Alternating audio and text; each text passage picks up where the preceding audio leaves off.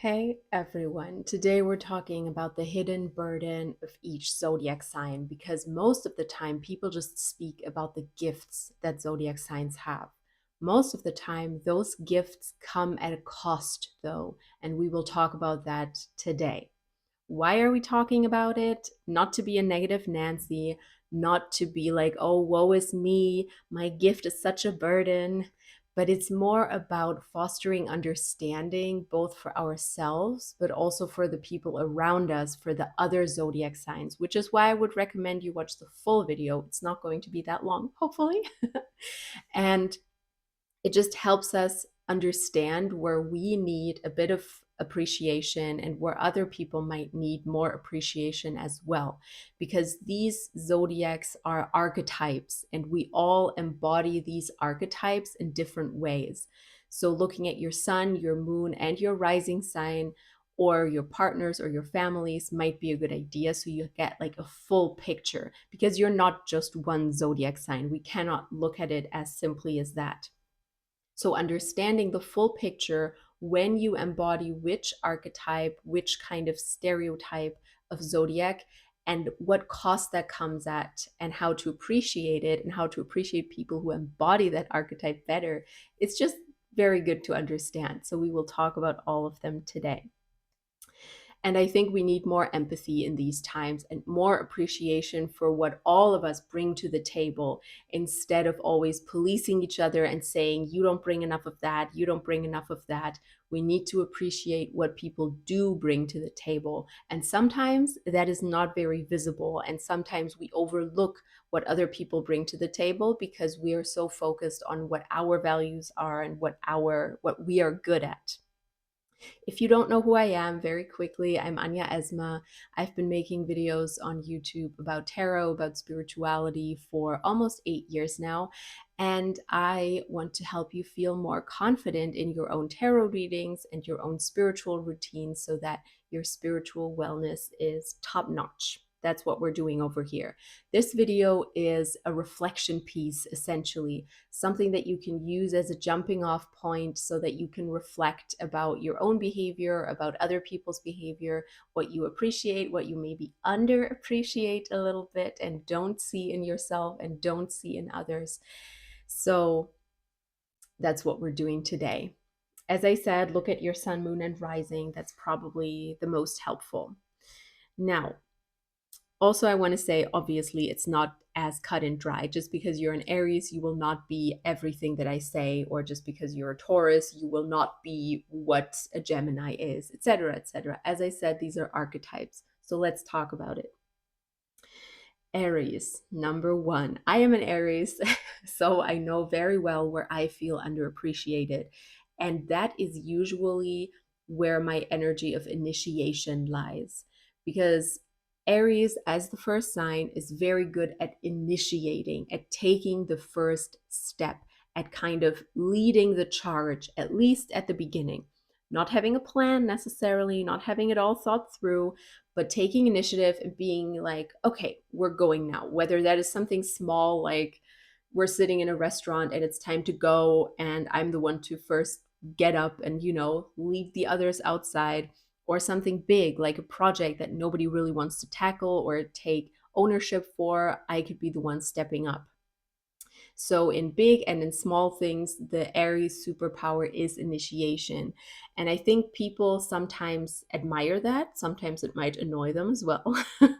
But they definitely underappreciate it because people think that things just start on their own.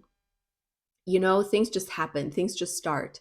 And they do not see that match that it takes to first light something, that initiator's fire that is often in Aries, taking the lead and being the archetype to tell everyone it's time to go, let's go, and kind of, leading the sheep. That doesn't make sense because Aries is a sheep as well, but I guess even sheep need a sheep leader. So that is where Aries is sometimes underappreciated, and it can be a burden to have that pressure of, I need to be the one starting everything. I need to be the one initiating. Even when sometimes we're maybe not in the mood or not in the position to do it, it's such a burden to have that feeling of, we should be starting, but I can't be the one to say that because it's not my place. So that is a burden to carry, that need to always go, go, go. Taurus, let's talk about the invisible burdens of Taurus. So Taurus is very good at protecting their territory, protecting themselves and others around them in their space from unnecessary change or unnecessary threats, let's call it. So Taurus is a sign that brings a lot of comfort. It's a sign that brings a lot of stability into people's lives and creates a space of calm for everyone to kind of chill in. That is like the role of Taurus. And that takes a lot of patience because there will be people spinning out. There will be people coming in and out that have a very different energy. And Taurus is kind of the stabilizer for all of that. And holding it all together while everyone else might be spinning out and being the calm one is sometimes taken for granted. They don't see the quiet exhaustion that comes with being the one to always, always stabilize everything, and how much energy it also takes to resist change and to bring safety into other people's lives and into your own life. It does come naturally to you, but sometimes that urge, it can also make you resist change that is necessary. And that's where the issues start. And I think that's where we see the biggest invisible burden, not just being underappreciated for bringing stability, but also having the burden of figuring out what is a stability that is needed and what is a change that is needed that you need to open yourself up to. Now let's talk about Gemini's invisible burden. I have a lot of love for Geminis because they are so full of knowledge. They hold so many perspectives at the same time. They do so much research and just gather it all in their little airy brain. And I think people might sometimes think that Geminis are inconsistent or they have too many opinions, but that is exactly what Gemini is about. And you need to appreciate that. You need to appreciate someone who can bring all the perspectives to the table. And oftentimes people don't understand how lonely that sometimes feels, because sometimes you are seen as someone who always wants to be right, or someone who is confrontational, because you always bring in new perspectives, new perspectives, new perspectives, but you're not doing that to be right or to create a fight. You're doing that out of an inner urge to just look at topics from every single side. And I think that is a hugely beneficial skill, but it has its ups and downs, its upsides and downsides. And sometimes that curiosity that you have for research, for studying, can also turn into overstimulation, and it can also fragment you because suddenly you don't know what you think anymore because you have so many opinions and so many perspectives in your mind. And that is the burden that comes with being the one who always gives everybody's perspectives and even more. Now, with Cancer, we have a sign that is holding emotions in a lot of the time instead of showing them, and being kind of a stable emotional rock while absorbing everything that is going on around them, absorbing everything that other people might not even see, and kind of keeping that in their little crab shell. So there's a lot of sensitivity to Cancer, but sometimes that sensitivity isn't so obvious, and it comes out maybe sometimes in passive aggressive ways. And I think that's why people might call Cancers too sensitive or moody without realizing that they are processing the pain for everyone around them, the emotions for everyone around them, that maybe the other people cannot even name, that the other people do not even perceive in themselves. And Cancer is the one kind of carrying all of that and keeping that inside and just absorbing these emotions. And I think that tenderness has an immense power to it, even if it comes with a lot of pain. And I think that needs to be appreciated because there's a lot of emotional stability in having a Cancer around you if it is a evolved Cancer. But I will be honest, I struggle with Cancers too. I don't have many Cancer friends. So if you have more to say in the comments, and if you are a Cancer about your invisible burden, please, please share it. Now, with Leo, everyone sees the glamorous, the grand outside, the self confidence, the fun making personality, the ego, essentially, and just this light bringer. You know, Leo's sign is the sun, and it brings so much light into wherever it goes. And I think it comes with a burden of everyone expecting you to be a sunshine all of the time, because sometimes you are so intensely full of light and fun that people only appreciate that side of you. And everyone expects your warmth, your confidence, your shine. Sorry. Your shine to always, always, let me take a sip of water, to always be present. Mm. But sometimes, you know, the darkness catches up to the sun as well. There's night and day. And I think always seeing Leos as self assured, even when they are burning out, is one of the pitfalls of dealing with Leos, you know, expecting them to always be fun and bright. And the invisible burden here is that all of that light does come with some darkness, and you cannot just be a constant source of inspiration and fun and good times for everyone. And people don't react well to that, because if you are such a positive person and people get to know you like that, they will always expect it from you. And that is the invisible burden of a Leo, that they always expected to be the fun of the party because they once were, or twice, or three times, or every day. And then the day comes where they are not, and everyone is like, who are you? I don't have time for this. You're the fun one. And that's not great. Virgo, let's talk about your invisible burden. So, with Virgos, we have a lot of detail orientation. It would be someone who knows everything that needs to be known about making someone feel comfortable, maybe knowing someone's comfort food, taking care of the people around them. And with the projects that they tackle, they are extremely detail oriented, extremely perfectionistic, and their mind is never at rest, essentially. And I think that is the big burden, the invisible burden of Virgos, that everyone is always like, oh, you're so perfect, your house is always so clean, you always pay attention to so many details. But then people miss the fact that it takes so much energy to do that, and so much hypervigilance that also takes a mental toll on you sometimes, because fixing what is broken is a lot of work. And then being faced with people telling them, oh, just relax, just stop caring about all these details, is not helpful for Virgos. And that makes them feel very unseen and very lonely.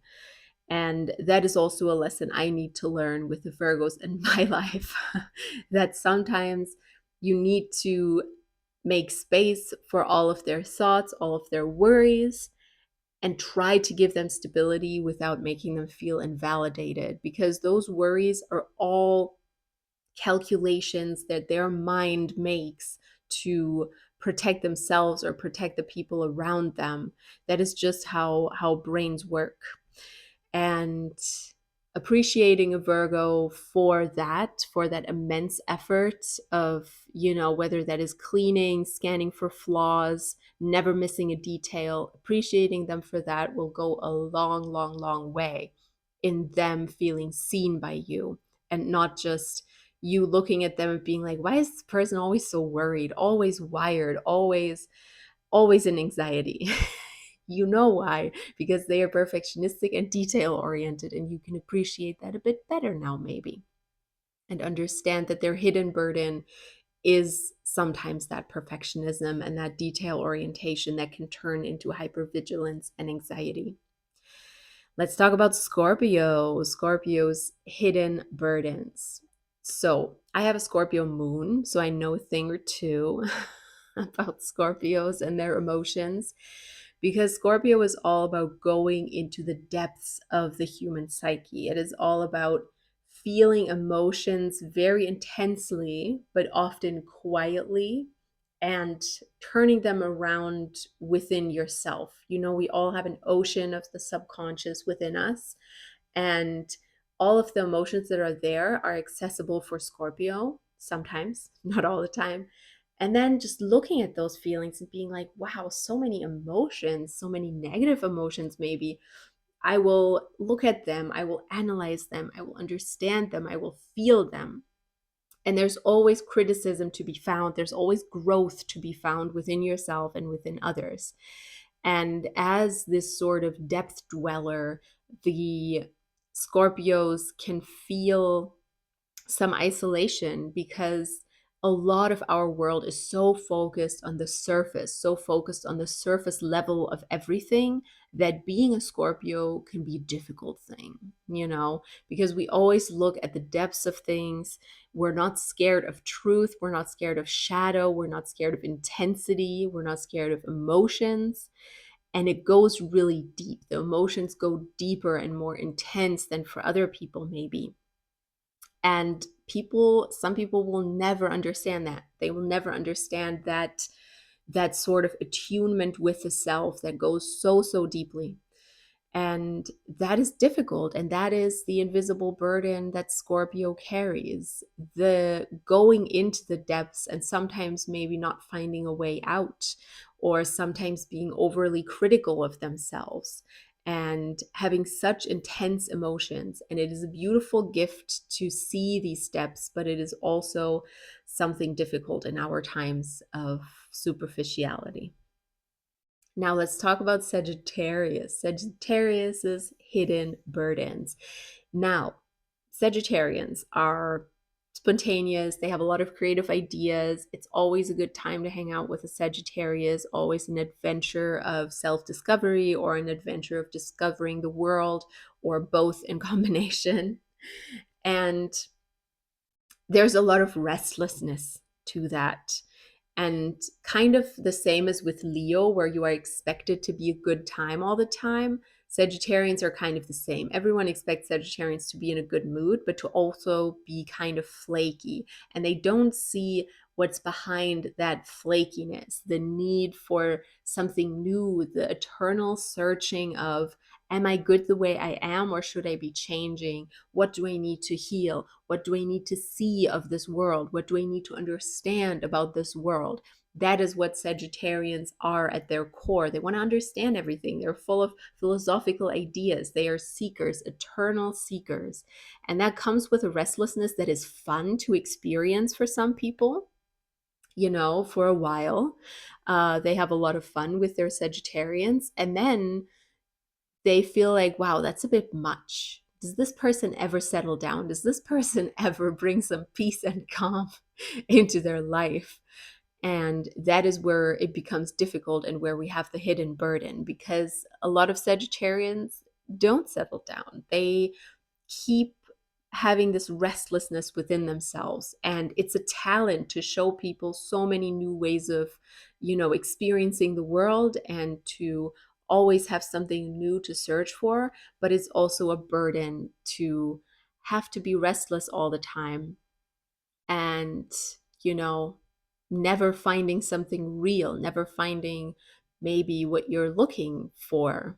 And that might come with being flaky or non-committal, and people might see you that way. But in the end, you're just looking, you're seeking, you're experiencing and appreciating the world. So that is the hidden burden of Sagittarius. Let's talk about Capricorn and Capricorn's hidden burdens. Now, Capricorns are known for their consistency, their success. They are very goal driven, and they are consistent with following those goals and pulling through rather than, you know, stopping and then giving up. They are not thrown off by what other people might think, but they just keep going.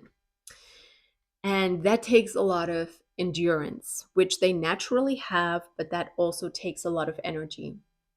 And Capricorns are often the center I'm thinking of one Capricorn I know. She is amazing, but she is exactly what I'm about to say. She is the center of, an entire structure, whether that is a family, a business, a legacy, a career. Being at the center of something so monumental is a lot. And others can rest on what a Capricorn builds. Others can rest on what a Capricorn has committed to taking care of, while other people chill.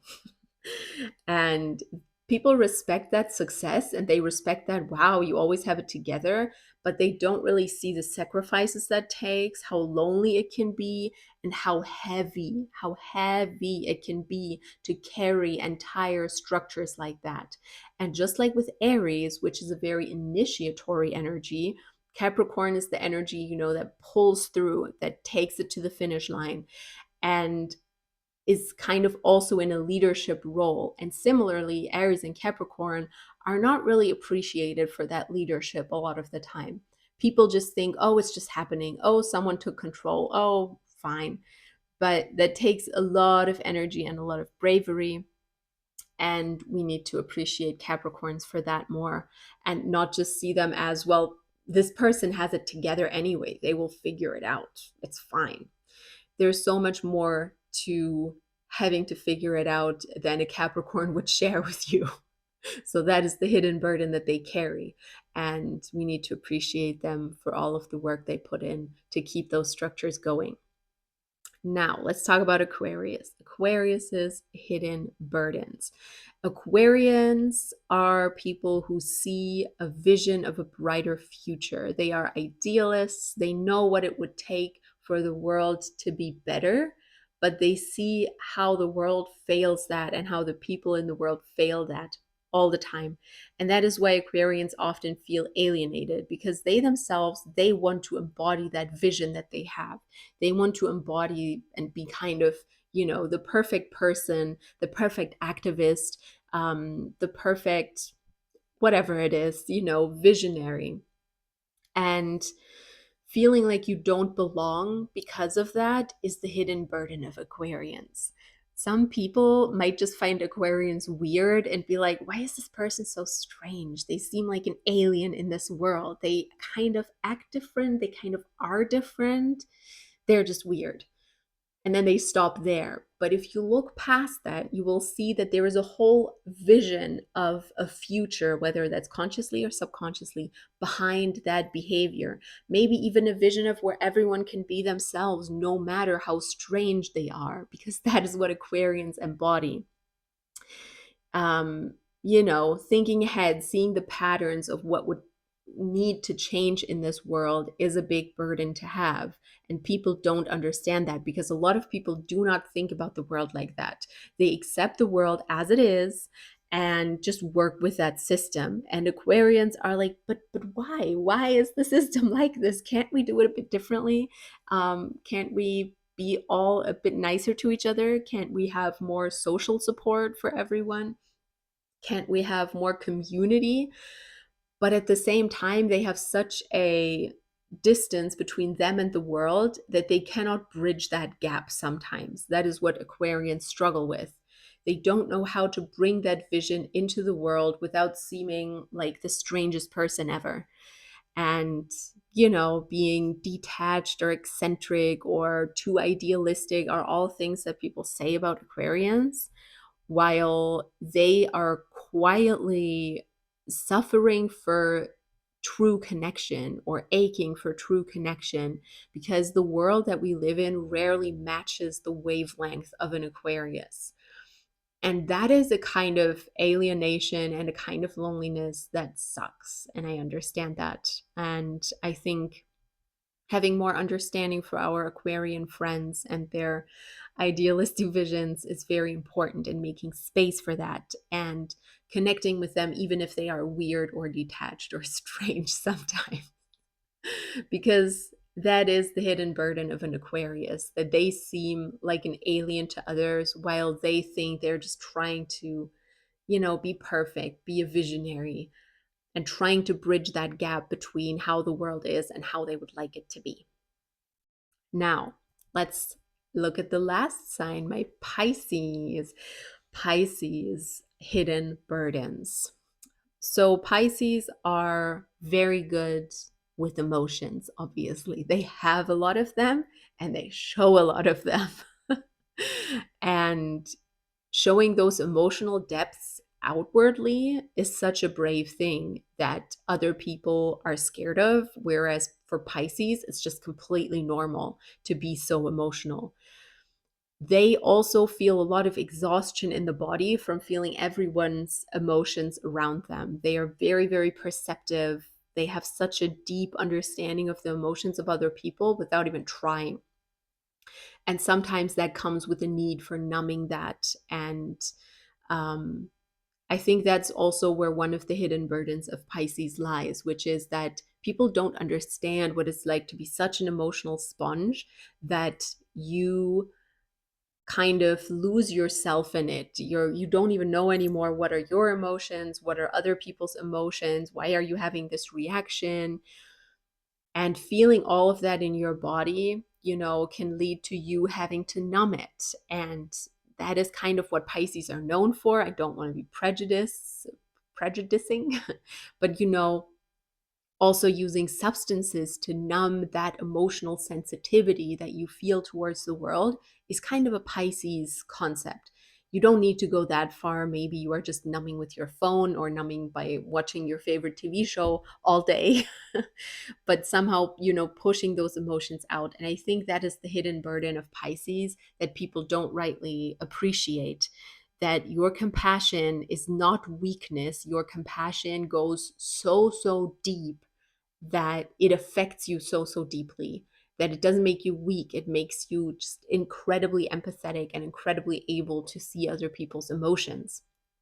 And having those dissolving boundaries with other people, holding everyone's pain while trying to hold yourself or keep yourself intact as well is just a very big task. And that is the hidden struggle of Pisces, having to keep boundaries, not dissolve, and dealing with the deep, deep emotions that you feel that might be yours, but might also be other people's without completely numbing yourself and kind of learning to master that superpower.